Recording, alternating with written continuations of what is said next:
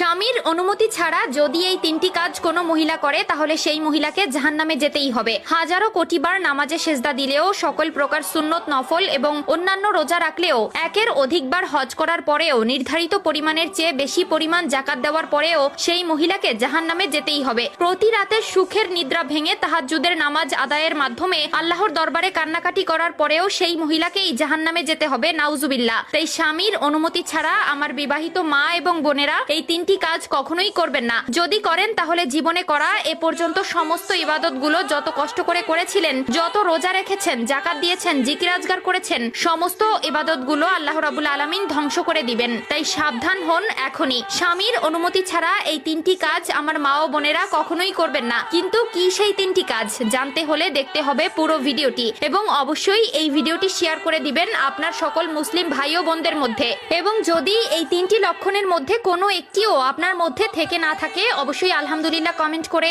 অন্যদেরকেও এই তিনটি কাজ থেকে বিরত হতে উৎসাহিত করবেন। তো চলুন ভিডিওটি শুরু করা যাক। প্রিয় দর্শক, স্বামীর অনুমতি ব্যতীত যে কাজগুলো কোনো স্ত্রী কখনোই করতে পারবে না তার মধ্যে 1 নম্বরে রয়েছে স্বামীর বিনা অনুমতিতে কিংবা অবাধ্যতার মাধ্যমে স্ত্রী চাকুরিতে যোগদান করা। যদি কোনো মহিলা এমতো কাজ করে তবে আল্লাহ রাব্বুল আলামিন সেই মহিলাকে জাহান্নামে পাঠাবেন। স্বামীর অনুমতি ছাড়া যদি কোনো মহিলা চাকরির মধ্যে যুক্ত থাকে, এমনকি মাদ্রাসার চাকরিও হয়, তাহলেও সেই মহিলাকে জাহান্নামে যেতে হবে। আবার সেই মহিলা যদি বারবার স্বামীর অনুমতি চায় কিন্তু স্বামী অনুমতি দেয় না, আবার বলে আমার মা বাবা আমাকে শিক্ষিত করেছেন, স্বামীকে কষ্ট দেয় আর বলে আমি পড়াশোনা করেছি, কষ্ট করে গ্রাজুয়েশন সম্পন্ন করেছি, আমার মা বাবা আমাকে শিক্ষিত করেছেন, আমি চাকরি করব, আমার অধিকারকে তুমি লঙ্ঘন করতে পারো না। এরকম ভাবে যদি কোনো মহিলা স্বামীর সঙ্গে জোরাজুরি করতে থাকে, স্বামীকে কষ্ট দিতে থাকে এবং স্বামীর অনুমতি ছাড়াই চাকরি করে, তাহলে সেই মহিলাকে জাহান্নামে যেতে হবে। তাই প্রিয় দিনী বোনেরা, স্বামীর অনুমতি ছাড়া কখনো চাকরি করতে চাইবেন না, কারণ কোনো স্বামী